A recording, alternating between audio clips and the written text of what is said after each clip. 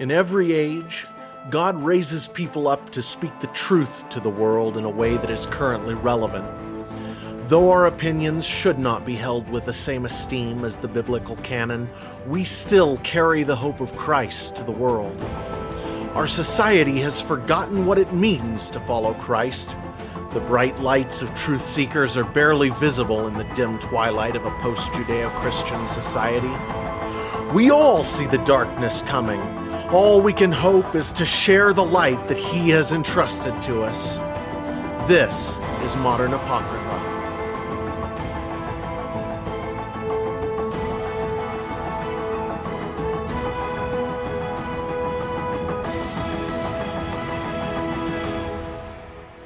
Hey, I'm Jared. And I'm Greg. And this is Modern Apocrypha. Welcome. So, you have a topic for us here that you wanted to go over. I do have a topic. Some of it is a curiosity. I want to have some fellowship and discussion on it and come to a good understanding for myself. And as everyone listens, it's a great thing to share. We've had our discussions before about Gnosticism being sort of a intentional secrecy in a negative way in religions. And it seems to me that as a Christian, we do have secret topics in our worldview, mysteries that are out there that are revealed to us as we grow up, as we, get the world experience to understand those things. Simple things, mortality, sexuality, things that we hide from kids is really the things that we have out there that are going to be secret because they're actually inappropriate. There's a reason, but there's going to be a shifting point that's a revelation of mystery, right? When you're supposed to get it, when you're supposed to be able to discuss it maturely, whenever you're supposed to grasp the underlying tones of people's conversation, whenever it's hidden innuendo and whatnot. And just trying to figure out what is a mystery that is an acceptable secret and what is the appropriate times to look at, removing those scales. So I guess... Does Greg believe in Santa Claus? Did I ever believe in Santa Claus? I know I didn't. Right. And I suppose the casual lie, we're all going to agree that this is false, but we're going to play the game is in some way worse than not accepting the lie, because then you're living in lie on purpose, even as a child. And that can be really personally damaging. Yeah. Well, and that's actually a good point to make, really. Yeah. So, So let's try to list out first. What things do you think are appropriate secrets just because they naturally have to be? Okay, so, well, the one that actually is at the top of my list is human cruelty. Cruelty, good and evil. Not good and evil, human cruelty, the depths to which humans can sink and the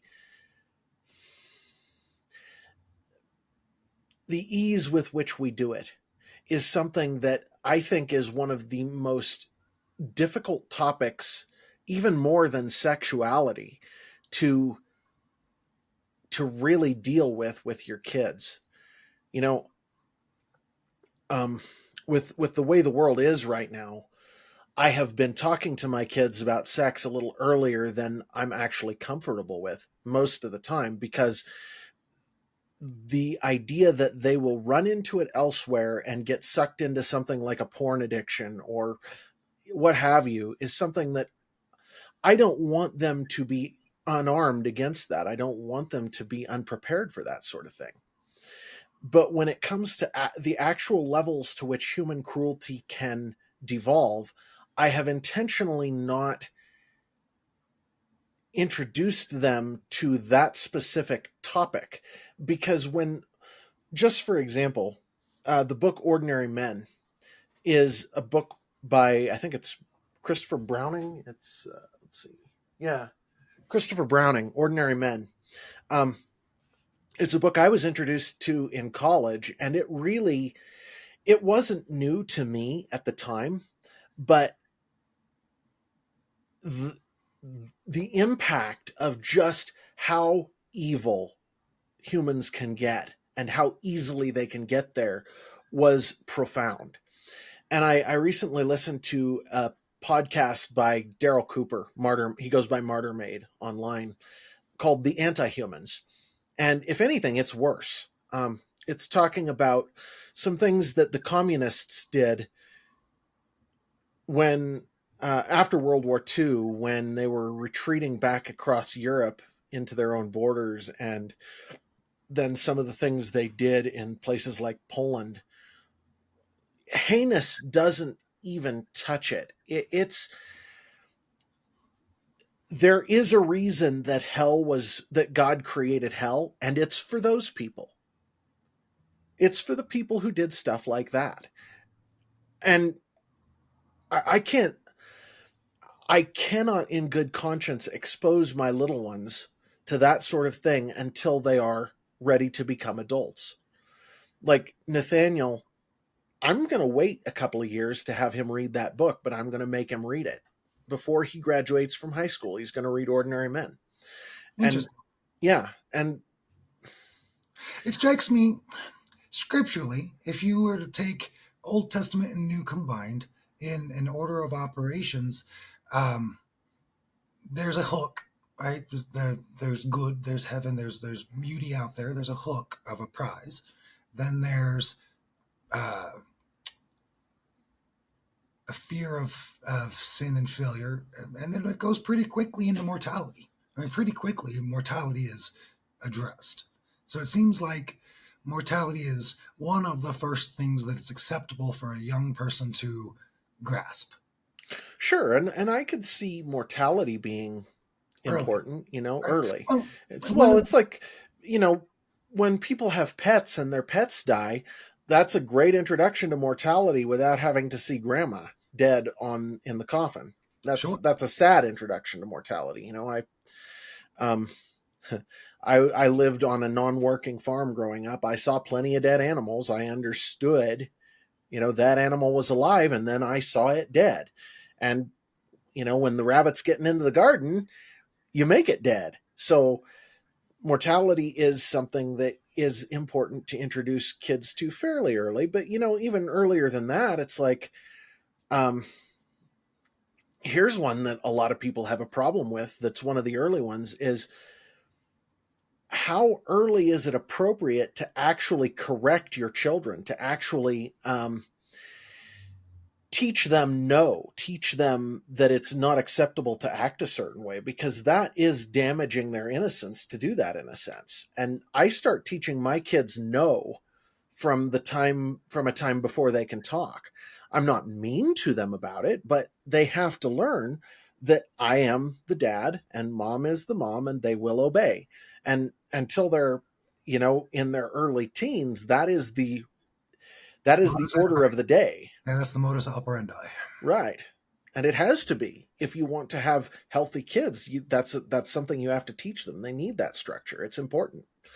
So I think that I'm not going to do that to a 2-month-old. That's ridiculous. They don't understand at 2 months old. They need to be able to understand the world. And actually, I think maybe that's a good dividing line is, as we mature as human beings, when do we become capable of dealing with certain topics in an appropriate way? And ideally, you would teach your kids about those topics as they become mature enough emotionally and mentally to deal with them. I do notice that every child's going to be different. I know that I went to see, I want to say it was Shrek 1, but it was when my children were very young. So back when Shrek was popular, and he was just talking. He was 5 and already saying, I don't understand why this adult movie is for children. It's in cartoon format, but all these jokes are for adults, right? He got all of the innuendo. So we didn't go back to any of those kind of movies, but it also opened the door to start discussing some things because he approached the topic. But not every child is vocal. Right. Well, and my oldest started broaching topics of sexuality when he was, gosh, what, 5, 6? Really? Yeah, he did. And he, we had to essentially tell him, this stuff isn't stuff that's good to talk about right now. You need to wait till you're older. And then a couple of years later, I actually had that talk with him, and I said, so this is what this is all about. I didn't get into a lot of depth. I kept it fairly simple because he was pretty young still. And I just said, these are things that you need to not, these are doors you don't want to open until it's time to open them. So it would be good for you to not go there, to stay away from those things. Oh, and for any parents that might be a little bit wishy-washy on the care that you would take, I would look at a little bit of research into Laplace's demon and understand that the natural law is that it is more difficult to delete than it is to record information. So once your child's got access, you're not deleting it. It's going to be in the mix. Right. And the other half of that is sort of the forbidden fruit thing, where if something is forbidden to them, there had better be good enforcement of that, and don't do it any longer than necessary, because if it's forbidden, they're going to want it. So put it out of sight, out of mind is a great saying for kids. Don't show it to them unless you intend for them to see it. And once you intend for them to see it, make sure that they understand it sufficiently so that they don't burn themselves on the hot stove, right? You don't put the 10-month-old sitting on the hot stove next to the burner. And this is something that you'll have to be a little bit more cautious with in your household than I was. Is if you've got something like your oldest is at a level of understanding, but not necessarily at a level of teaching, but he's so proud that he wants to get out there and teach all of his brothers and sisters what he just learned. Well, it is something to be aware of, but overall,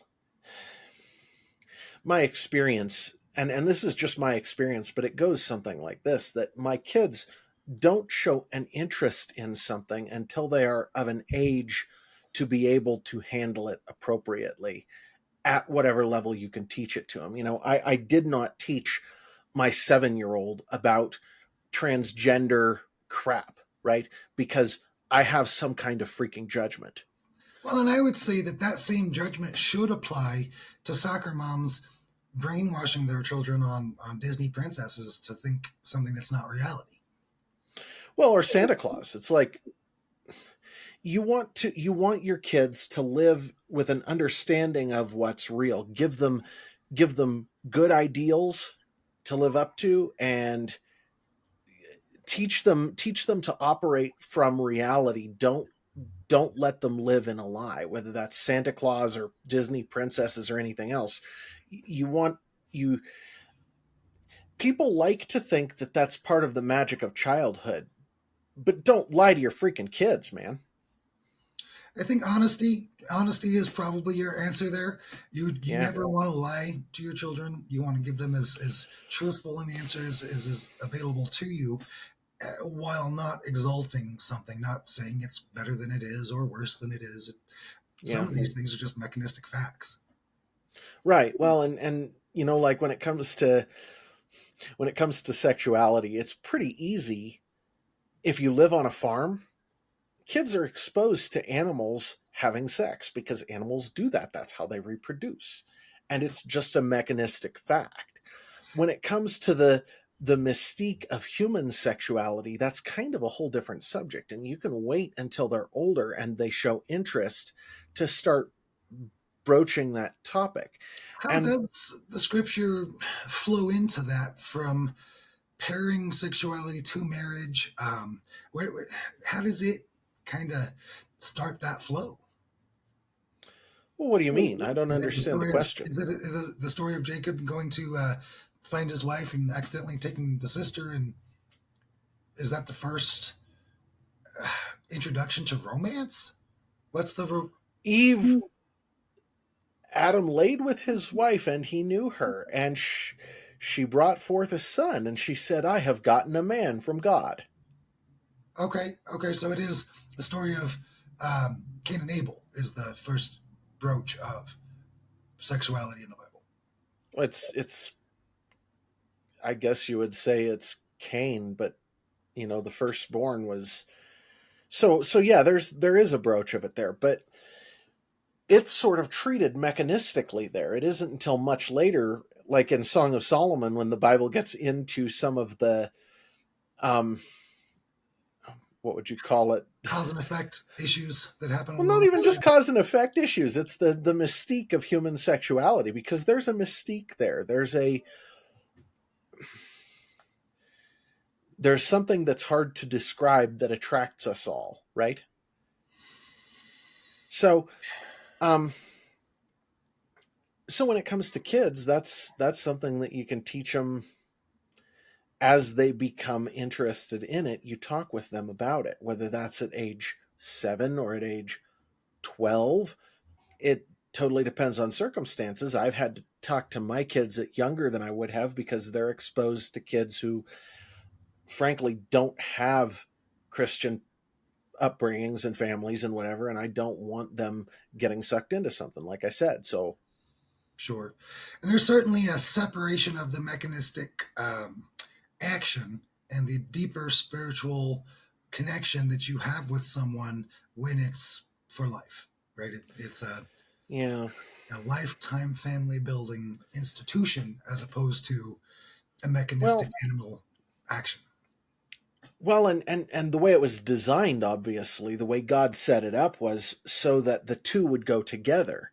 And the fact that we separate them actually causes us harm. It isn't a good thing.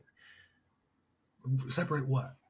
The mechanistic from the commitment, the action of having sex, having sexual relations with someone, from the commitment, that lifelong commitment. Those were things God intended to go together, and we damage ourselves and or other people when we separate them. That's just a fact. It's part of reality. So for the way that Scripture handles extramarital sexual activity, it does have mention of prostitution, and specifically prostitutes, but it also, in pretty negative terms, describes prostitution as a negative action, a negative state of mind for Christians to be in. Right? You could prostitute yourself in selling forgiveness, selling. Sure. There is the whole prostitution usually being a symbol for spiritual. What would you say? Idolatry, essentially, for some kind of a spiritual thing. There is that, yeah. And yes, you're right. That's, but I don't know. Where are we going with this? What are you thinking? Just the hard line of unacceptable sex in the Bible. What is a hard line of unacceptable sex in the Bible? Extramarital sex. Sex that does not occur in the context of a committed relationship is unacceptable. That is the hard line. And any breach therein is a failure? Yes. And the human argument to try to get around that is polygamy, trying to take on more than one? Well, yeah, I mean, there is that, but the other part of it, I would say, is we have, as human beings, we have never needed any excuse to get around that. We just do it. We've just decided to. In the Old Testament, it was, well, you look at what happened with David and Bathsheba. I mean, David was supposedly a man after God's own heart, and he had a woman's husband murdered so that he could have her. That it has always gotten us in trouble as humans. There is no question. So I wouldn't even draw it the line of unacceptable versus acceptable exactly. If I were putting together a perspective from which to look at this, I would say the ideal, the right way to do things is one man and one woman in a relationship for their whole lives, committed to each other as man and wife, because they are one flesh. They become one flesh. Um, and we've lately seen physical evidences for what that means. The whole DNA being becoming a permanent part of someone when you have sex with them, right? That's actually a thing. So adultery is a mixing of that act among people who it shouldn't be mixed among, because it wasn't intended that way. It was intended for one man and one woman committed to each other permanently for life. And there are reasons for that, but when you look at it, what it really is it's the ideal. It's like saying, this is the thing that we aspire to. This is the way things should be. And Jesus even talked about this when he was talking about divorce. He said, you were given permission to divorce your wives because you're screwed up and sinful and weak, not because that's the ideal situation. That's not the ideal situation. But you were given permission to do it because you're screwed up. And so that seems to be the way God always approached it, is this is the ideal situation. And as you go down from there, things are going to become worse and worse and more damaging and more screwed up the further you go. And so if you want to be blessed, this is how to do it. So it's just a good fair warning that if you don't do it this way, bad things happen. That's all sin is. Sin is falling short. It's missing the mark. It comes from the term hamartia, which means to miss the mark. It's an interesting perspective if you're trying to have the conversation about mortality with children. There's nowhere to go, right? Mortality is mortality. You can extend your life, you can have a higher quality of life, but indefinite life is not on the table in that way. Well, I mean, outside of Christ, sure. Has not been for our forefathers. Right. Well, that's true. And I mean, the only thing that's on the table that sort of follows that pattern is the whole using other people as objects to expand your life, whether that's using them as slaves or actually taking their body fluids and injecting yourself with, like, older people, if they inject themselves with teenagers' blood, actually have the effect of a younger, that actually affects them and makes them physically younger. Peter Thiel does this. So yeah, you can do gross stuff that uses other people to make your life last longer, but that's gross. Well, gross and evil, and I wouldn't want to answer to God for doing that on purpose. That's fair. So how do you break out of what we see as such a smothering of understanding that it forces people out of the church? I mean, that's where we've got so many people that say, I could never do that because Christians XYZ, because they've been tamped down beyond a reasonable measure. Well, it comes back to gorging yourself on the fruit of the tree of the knowledge of good and evil, right? When your church and your group's attention is on how screwed up somebody is or what they're doing wrong, then you're always going to have that problem. But take the men's group thing that you and I both partake in sometimes. They're not that way, are they? Instead, it's an encouragement of, where are you having problems? Where you got issues? I've had people come out. That's an incredible and constant effort of the wise and mature men. Because I'm not interacting on the other side. I'm not going to speak ill about the women there, but the men are constantly working amongst ourselves to look for the holes in the argument of each other to say, are we crazy? Is there something that I'm missing here? And all of us are open to give the opinion and open to receive the opinion in a manner that I wouldn't say is typical of general public and general groups. Generally, you have a boss of the bank, and it's what he says, right? What you're talking about here is the interaction of a religious group versus a group of Christians. The way redeemed Christians should interact is what we encounter in that group of men, where we're there to live life with each other, to help each other up, to help each other along, to give each other the support of other men. That's important. That matters. And when you get to most churches, what you wind up with is something that is focused on the fruit of the tree of the knowledge of good and evil. What are you doing wrong? Where are you wrong? And the the actual difference, when it comes right down to it, we don't believe a whole lot as far as of things are different as far as what's wrong, but we don't focus on people being wrong. We take it for granted that everybody is screwed up and damaged, and instead we focus on, how can I help build you up to be what you need to and are supposed to be? And that is a Christian outlook. Okay? And that's why I have problems with churches most of the time, is because they're religious groups. They're not Christian groups. I would tend to agree. If they're even that, I'm not sure that a Catholic, if they were to follow all of the scriptures and look at some of the edicts that they've done. Well, they don't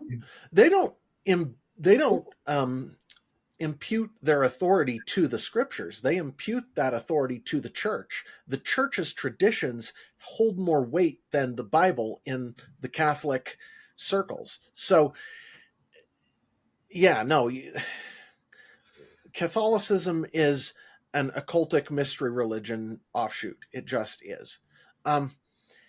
But it has enough Jesus in it that sometimes people find Jesus there.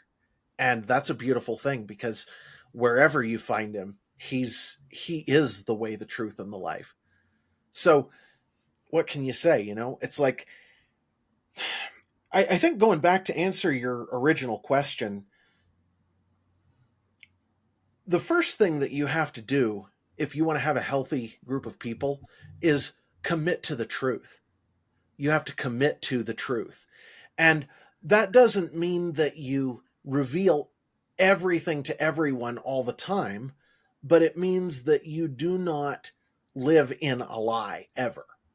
And so, like with my little ones, I don't always teach them everything. And in fact, I intentionally keep them away from things like the depths of human depravity on an intentional basis until they're old enough that I think that I need to give that to them before they leave my before they enter the minefield. Well, before they leave my protection. When my kids turn 18, I want to have them armed for the world that they're going to step into, and that's a pretty scary place right now. So when I have the little kids, as they mature, I teach them those things. But and actually, there's an interesting parallel here. As Christians, as we mature, God teaches us more things. God gives us access to more truth than we had before. I find that to be a really interesting mirror of the mystery religions, actually, where they gatekeep knowledge. But in God's case, it isn't so much gatekeeping as simply that he doesn't intentionally show us things until we're ready to contend with them. Well, and I think for anybody listening, the description you're giving is the idea that the hidden religion would hide the secret text in the center of the temple where no one can get, and the God's secret is posted on the outside wall where everyone sees it all day, every day, and then if you're in the right place, then you see what he's meant for you to see. Yeah, that's a pretty good way to put that. And anyway, I do think that the mirror there is interesting, though, because God doesn't intentionally gatekeep a lot of that stuff. Instead, he makes it so that as a natural part of our maturity and development, we come to understand new things as we grow. And that's mirrored between children and adults, right? As we grow in Christ, we come to understand new things. And I think it might turn a little bit more inward at times where you learn more about yourself as opposed to more Sure. about the world. Oh, absolutely. Absolutely. Well, and more about God and more about, I mean, a lot of different things. But yeah, absolutely. Little people sort of take themselves for granted and they explore the world. So their focus is almost always outward. The inward is only happens as you require it to, or they discover it's necessary in order to accomplish whatever next goal is in front of them. It is also on an extreme. I'm not entirely sure if you were to take a pyramid and put a board over the top, the point that it meets is the pivot point. What's that? The fulcrum? The fulcrum? Sure. So the fulcrum that you're describing there is the fitting, seeing how you fit yourself in the mosaic, right? You first see Yeah, the film mosaic, and then you see how you fit in it. absolutely. You want to take a quick break there? I think we should take a quick break there. Yeah, All right, we'll be back. back in a minute.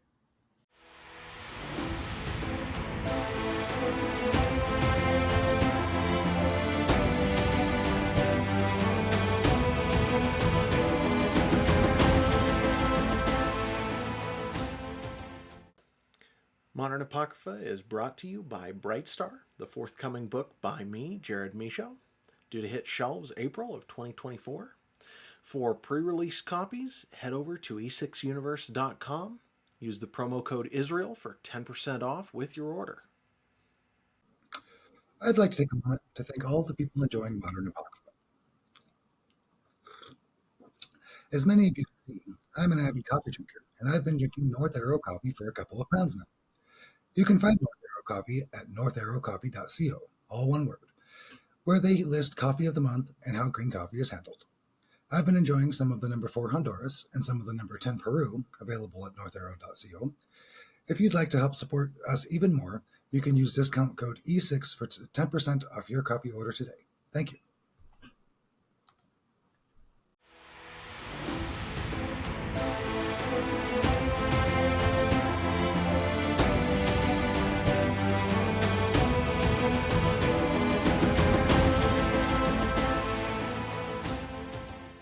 And we're back. Welcome back, everyone. So, pulling out of what we talked about last time, you had brought up when is or isn't it appropriate for people to have sex outside of marriage or whatever, and it's when we're talking about modern society, that question takes on some different connotations. Sure. So you were wanting to talk about sort of the, what would you call it? We call it the red pill movement, but really There's a couple of different things going on that I think is a exodus from traditional relationships due to partially an unfair legal state, partially a spiritual failing where you are theoretically to go and find a wife, and even if that means going to another country and working 20 years for your wife and and doing the appropriate things to find someone who is not unevenly yoked in your cause, and I'm not sure that it's available for people. There's not as many spiritual opposites available for you to go find, right? And you're not going to take a bad wife. You're not going to take. well, So if there's 100 people in a room, 50 women and 50 men, but 48 of those women are feminists, you really only have 2 women. that's partially true. That's not entirely true. Okay. So that's the basis of the difference I think I have as a Christian from other Christians is the demand that the secular people find spirituality and do the right thing. They're not Christians. What? Okay, so then the question becomes, should everyone be abandoned completely to depravity, or should we show them a way to have a blessed life? do I believe that people should be able to choose bad things and that we shouldn't always interfere with that? Yeah, I do think that. Well, building this sort of from the base up, as a Christian, God has given me the freedom, and even before I was a Christian, God has given me the freedom to do all kinds of bad things in the world. As human beings, to order our societies, we have to put some kind of limits on those things. And God didn't God didn't put physical law limits on it, right? It isn't like with gravity where the second I make a bad choice and have sex outside of marriage, I just die every time, right? It's not like there's a physical law that There's a fair chance requires. it's STD. There's Sure. a higher than average. Yeah. If you're Yeah. cheating, you're higher than average to get an STD. That's absolutely right. And yes, so there is some kind of consequence. God put natural consequences, but he didn't put the gravity pulls you down, and if you jump out of an airplane, you die on landing if you don't have a parachute, sort of a I physical law. think he does. I think he Well, does. he gave us gradations. The point is he gave us gradations. Okay? He gave us not everything is a binary solution set. You don't just instantly die if you screw up. Oh yeah, that's true. And that's the I just point think I'm at the top making. of an airplane, when you're all the way up to 50,000 feet, then you're past the start. Right. And that's my point, though, is that as Christians, let's say we did have the ability to order a society. Should we make everybody do everything our way? Well, first off, whose way is that? Because if you look at what the Pharisees did in Jesus' time, you can interpret biblical law in a number of different ways. And there's always another permutation. There's always another edge case that you can examine. So I don't think that it is reasonable or legitimate to enforce my will on everybody else and say you have to live the way I think you should. I By think this by the same token, let me finish this thought and then I'll hand it over to you. By the same token, though, the question is, where do you draw a line? And that is basically an area that God kind of left up to us. And we can judge the health of a society by where people draw the line. What were you going to say? I would say that it seems to me something like a leave unto Pharaoh what is Pharaoh's, leave unto God what is God's. If you've got something like the beginning of Braveheart, and the English king says, breed out the Irish. I'm going to sleep with all these Irish women and breed them out so that there's no pure Irish anymore. Is that a godly marriage? I mean, everything about that is, I no longer care about your paper laws. God's law is bigger than that. So if you tell me I can't get married, I don't care. If you tell me I have to get married, I don't care. If you tell me how to be married, I don't care. God, me and my wife and God are the only ones involved in that relationship. Nothing else matters. You can't tell me I have to. You can't tell me I can't. Well, and to a degree, you're absolutely right. I mean, it's like at some point, those natural consequences, it is God's world. And so he's going to determine what happens at a base level at some point down the line.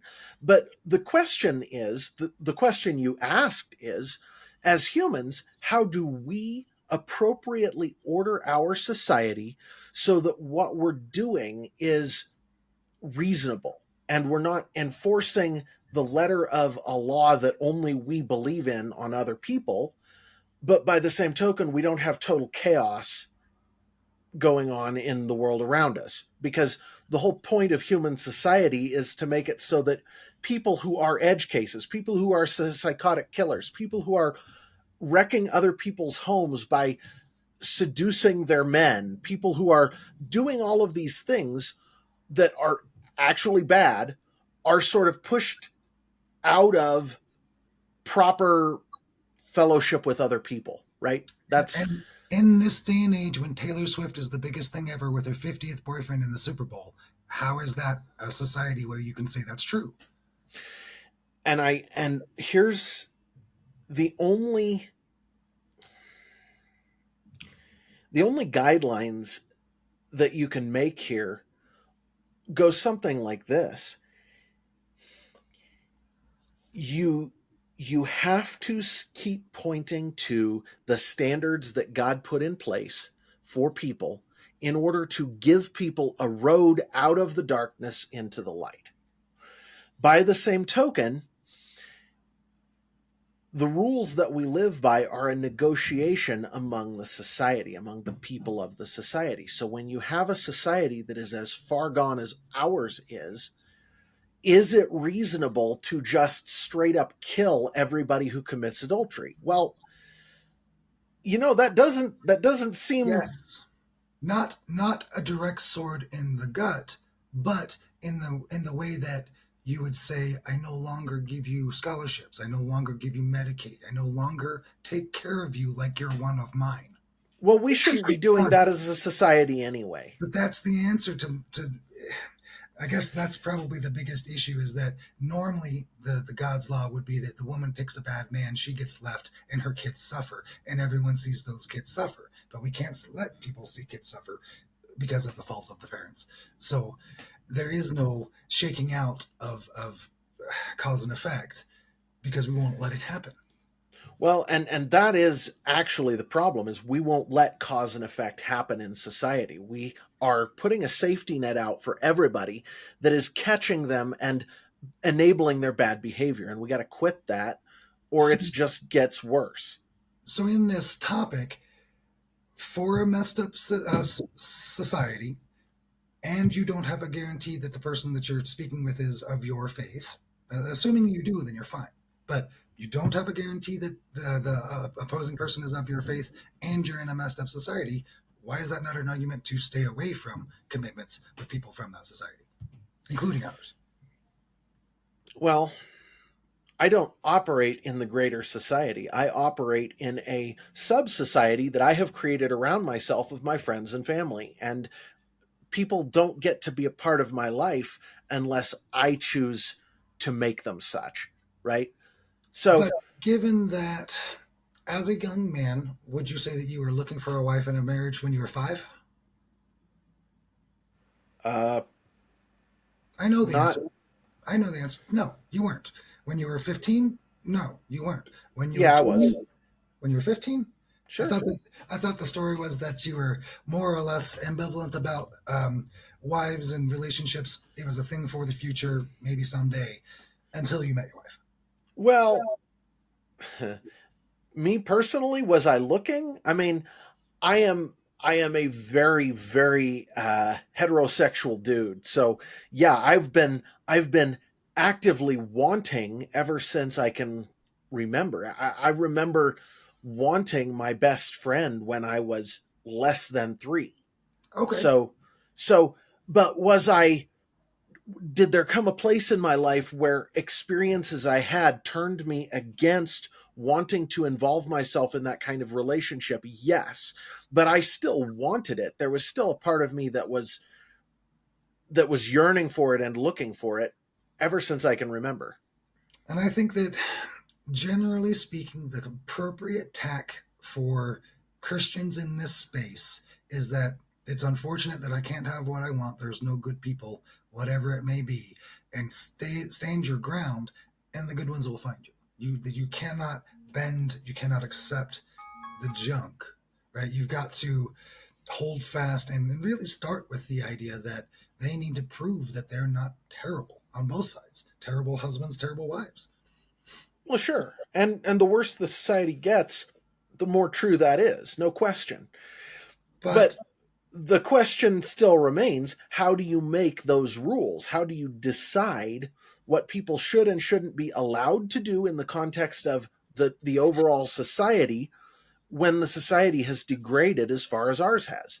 And I actually like the the sort of not a hard libertarian position, but the idea that the easiest line to draw is the externalities that you cause. Are they directly harmful to someone else in a way that you can't, that other person can't easily escape? And if that is the case, then that should be something that we control. So, are you having do you have AIDS and you're having sex with someone? Well, then yeah, you should that should be criminal. That is a criminal act. Are you having sex with someone who consents? Are you having consensual sex with someone else? Is that moral? No, of course it's not moral. That's against what the Bible teaches us. But should I control other people and make them do what I want, what the Bible wants, what they have decided they don't want because the Bible says so? Well, I don't think that's an easy line to draw or accomplish in our current society. And really, at a very pragmatic level, the question is the society functioning at all? And if it is, then we can still talk about whether we can draw those lines. And if the society is no longer functional, if it's basically anarchy with some rules painted on top of it that we give lip service to, then that's an entirely different thing that we have to deal with in an entirely different way. We're not quite there yet, but we're approaching it because our justice system is no longer a justice system. It is simply another way of accomplishing warfare against other humans.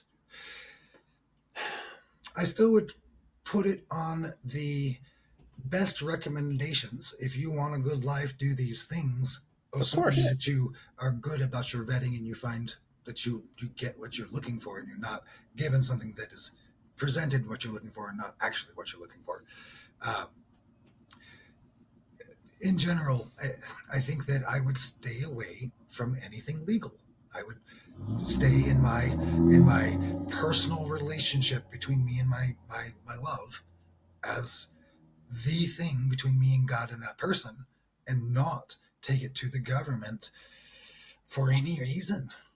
Keep the government out of my bedroom. Well, keep the government out of my life mostly. And part of the reason that you say that is because it has become so obvious that the government is overreaching in every way. The government is exerting control over us in just about every way you can think of. And most of it is overreach. And that means that it's going to go bad. It's going to go wrong. There's no way around it. According to American law, just going to an office in a cubicle and being in that same building with some number of women for more time than you're at home, legally you're married. You're common law married to the people that you live with more time at the office than you do at home. Just if you were to follow what the words of the law say, you're common law married to some lady at work if you work in an office. It's... I mean, that's just when this discussion devolves to the point where you can say that shows you just how screwed up society is. And the reason that we can't draw any hard, fast lines here is because society is so screwed up. There is something inside of each human being that yearns for a perfect standard and yearns to have everyone else live up to that standard. And we, at some level, we want to, but we sort of demand that everyone else live up to that standard inside our own heads. That's a natural human instinct, and it's part of that desire for holiness that God put inside of humans. But by the same token, if you want to have a productive relationship with other people, because we are fallen humans, and I think, I don't know, because we're fallen humans, you have to allow room for you and them to both be wrong, which means controlling other people is a bad thing. You actually have to let people do things you don't like if you want to have healthy relationships. Okay. Given that that's not the situation we're in, how does the conservative media space say marriage is the one way whenever what you're getting is not your grandmother, is not a biblical woman?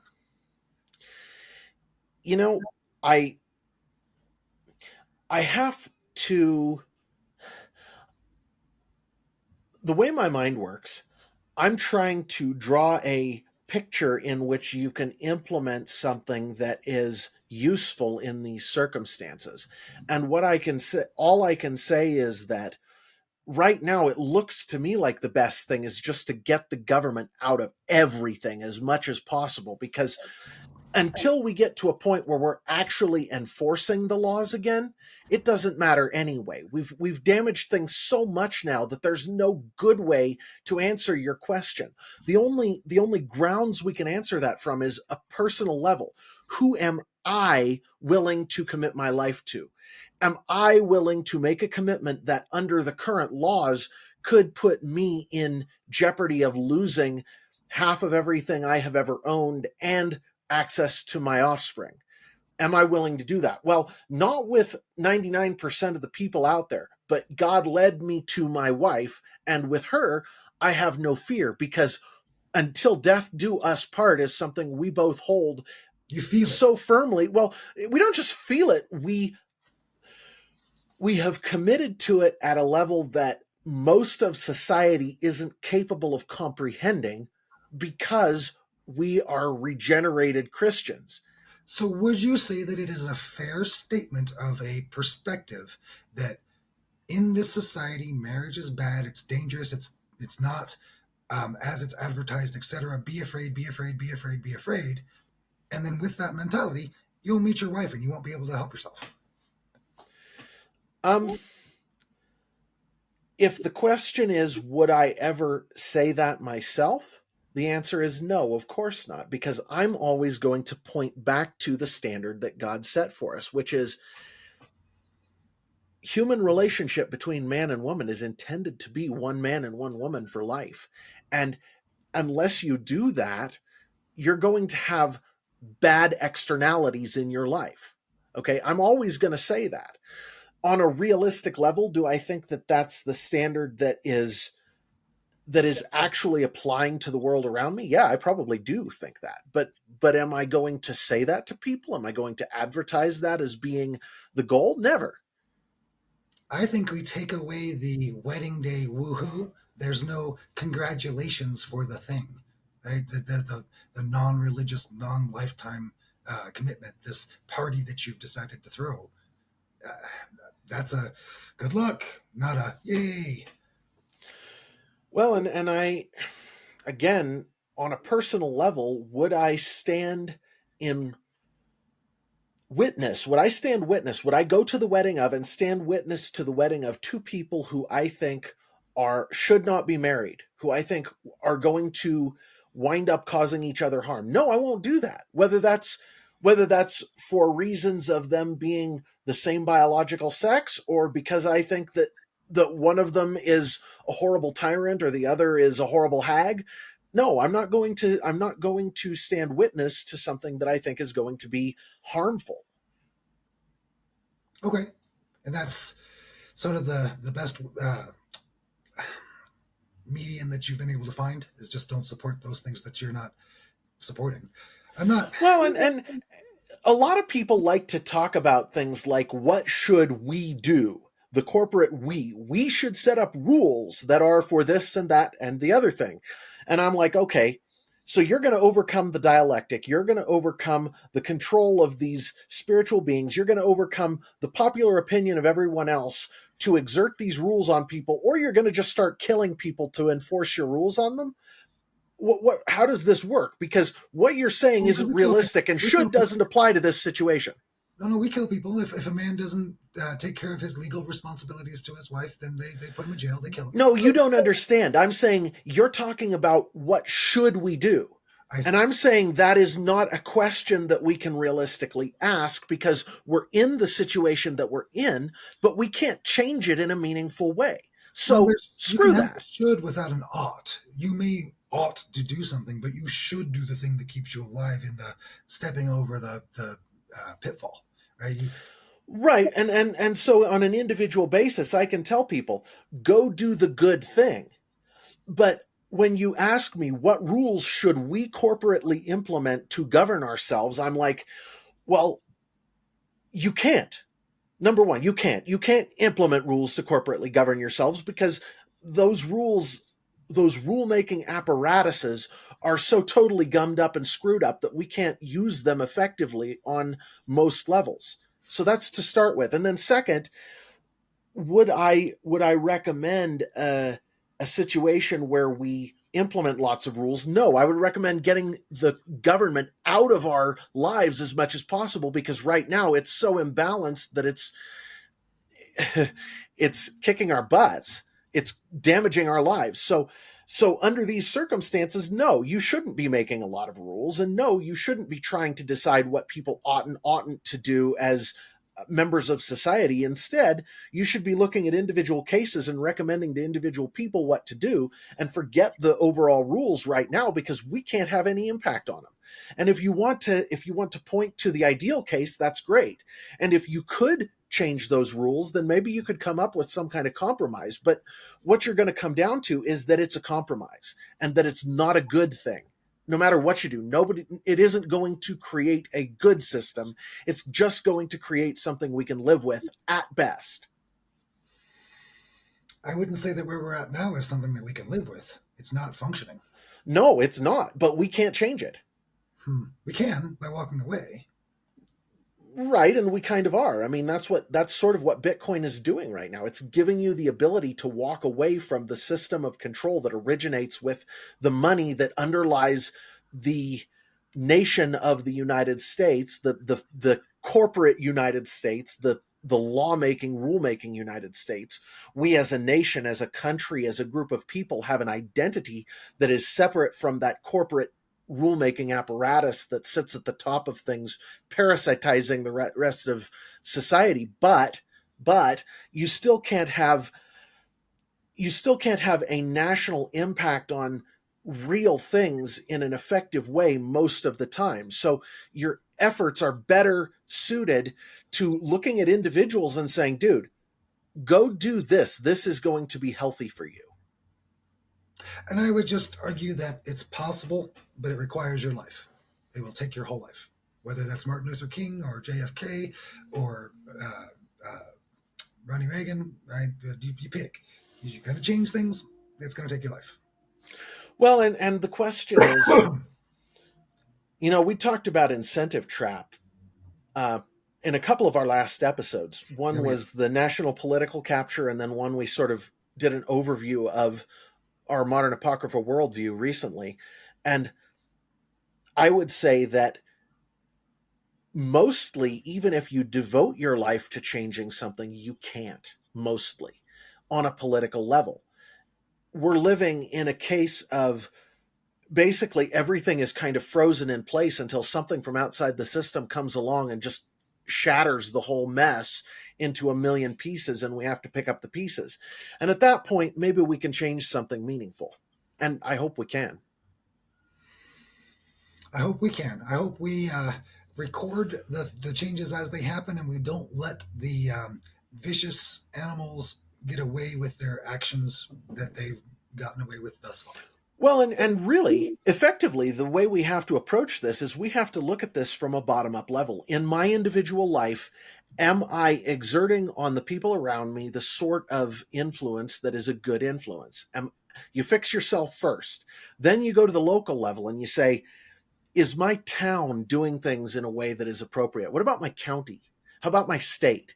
And by the time you hit the state level, you already have enough problems that we will be involved in fixing things on a relatively local level up until something does come along and kick the legs out from under the system. And at that point, you're operating on a local basis anyway, because the national system isn't going to have much ability to enforce its rules. So reality is, we're better off dealing with our local stuff first, squaring that away, getting it to where we can live with the system of people locally who are set to enforce things and to make things run in a reasonable way. And then we can worry about the rest later. But I'm telling you, things are so destabilized on a national level right now that trying to cram something down is basically impossible. You look at what the Supreme Court did with overturning Roe. Uh-huh. Do you really think that changed people's access to abortion in areas that are very far left? No, it didn't. All it did is enable the people in more right-leaning areas to legally do what they want to do anyway, which is get the murder off their back doorstep, get it out of their get it out of their house. And I'm all for that. Get the government out of my house. That's fair. I think if you can get to the point where people are relying on each other and not a nebulous, I take money from you, but it comes through the faceless check that isn't you. So there's no true charity. There's no true appreciation, right? Once you detangle the efforts of the responsible to the recipients of that labor, and there's no connection to say, oh, you did all this stuff for me, thank you. And once you separate that out, if you can't get back credit for the things that you've done, then you're not going to get anywhere. Or you have to find people that do give you credit for the things that you do, which is possible. But I think that takes the line of this is scary, this is bad, and then you can't resist the one that's truly meant for you. I think that's probably a good place to call it. What do you think? I think that's probably the best place we're going to get to. All right. Thanks, everybody. We'll catch you next time. Thanks, everyone.